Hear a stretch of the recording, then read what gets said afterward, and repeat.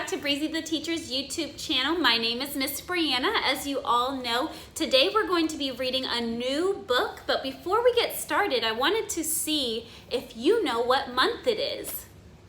If you said April, of course it's April, but what is so special about April? I'll give you a hint. What does that say?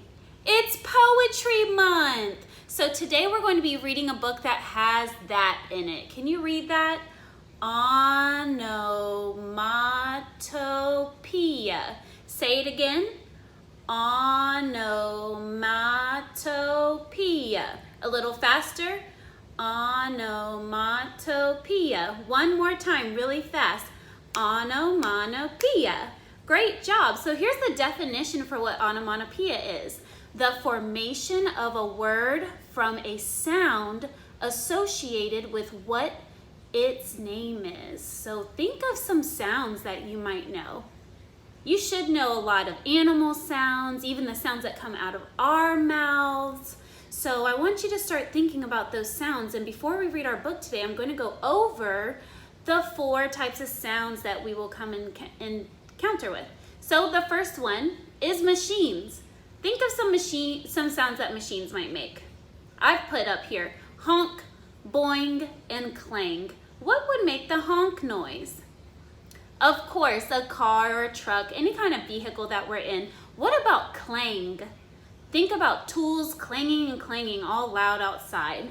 Here's the second one. It's animal names. So even though you might think that animal names are just names, sometimes they've come from what sound the animal made. So like a cuckoo or a chickadee or the whooping crane. So I wonder what that whooping crane might sound like when it whoops on down and tries to catch some fish. Here's the third one, the sound of voice. So what do? So I want you to think of those sounds that you might make with your own voice. You might giggle, you might do a hissing sound, growling, or sometimes you might even do that, whine to your parents. I hope you're not doing too much of that. And then the last one are impact sounds. So think about an impact sound, something that's going to be really big, like the boom or a crash or a thump, okay? So get those sounds in your head before we start reading. Today we're going to be reading the Slurpy, Burpy, Bear. I already see some of those onomatopoeia words right here in the title. Can you name them? If you said Slurpy and Burpy, you are correct. This is the Slurpy Burpy Bear by Norbert, Landa, and Jane Chapman.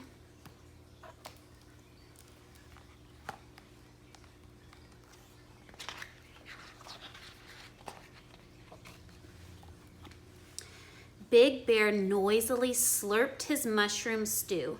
He happily chomped and burped. It's good to be the one and only bear, he thought. I can eat the way I like. Crunch, chomp, burp, slurp, yum, yum.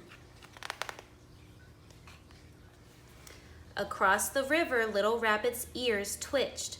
What was that terrible, crunching, roaring sound? Hush, Mama Rabbit whispered.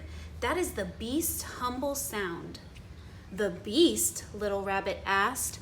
Oh, yes, Uncle Rabbit said fearfully. The beast, with its beastly paws and frightful fangs. And huge, eerie ears, Aunt Rabbit added. We all must hush and hide. Papa Rabbit told Little Rabbit, or the beast will get us. Crunch, slump. Big Bear gulped down his honey and had a last big burp. And as he got up, his bottom let out a trumpy tune. Oops! Burp! The beast is roaring. Hide, Little Rabbit, Papa Rabbit shrieked, and hold your breath or you may faint from the beast's bad smell. Trembling, the rabbits hid in their burrow.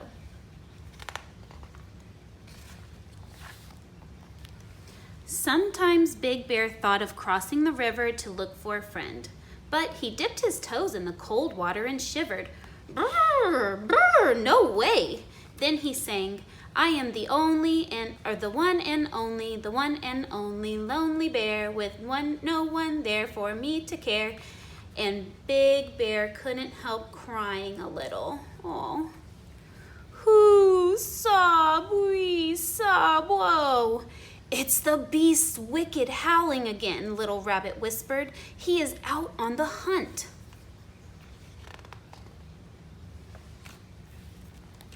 One day, as Big Bear scratched against a big old tree, snap!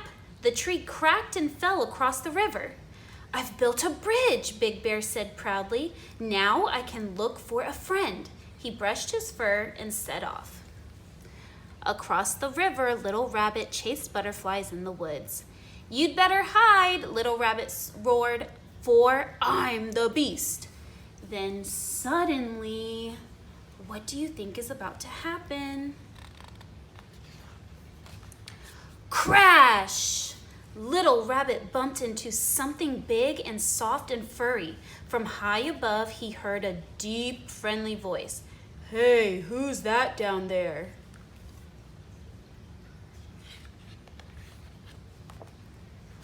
I'm Little Rabbit, Little Rabbit said as strong arms lifted him up. Oh my, you are so big. That's because I'm Big Bear, Big Bear smiled. Are there more of you here?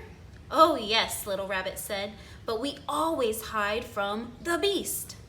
Beast? Big Bear asked. What beast?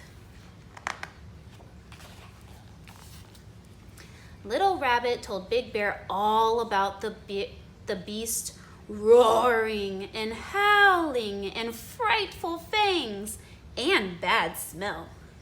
Well, I've never seen any beast, Big Bear said. Perhaps I could protect you. Oh, yes, please, Little Rabbit cheered. So Big Bear carefully put Little Rabbit on his mighty shoulders and off they stomped.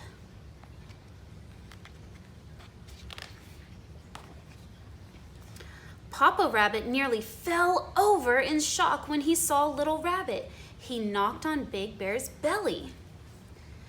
Don't you do Little Rabbit any harm, he yelled. Don't worry, Papa, Little Rabbit called. Big Bear is my friend. He has promised to protect us from the beast. Look how worried they are. Do you think that they know that Big Bear was that beast all along? Can you really protect us? Mama Rabbit asked. Yes, I can, Big Bear answered with a smile. He let everyone feel his muscles and sit on his paws. Stay with us, Big Bear, the rabbits cheered. Look how those faces have already changed. So, Big Bear stayed, and soon the rabbits forgot all about the beast. Only sometimes faint sounds reminded them of something. You must never do this with others around you, Big Bear whispered to Little Rabbit. And they giggled together. Slurp, slurp, burp. As for Big Bear,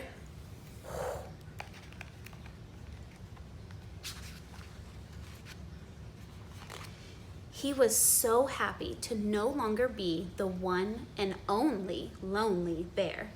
And when it was time to sleep, he snuggled up with the rabbits and sang to himself, I am no longer lonely. I am the only big and happy bear. My little friends may slumber safe and sound because they know I'm always there. The end. Did you hear any words that came back to our onomatopoeia? Did you hear any animal names, sound of voice, or impact sounds? I know I did. Before we end today, I want to go back and see some of those with you. I see some on this page alone. Do you see this? Can you make that noise? Crunch, chomp, chomp, chomp, burp, slurp, yum, yum. What is the onomatopoeia in this page? Do you see this word? Snap.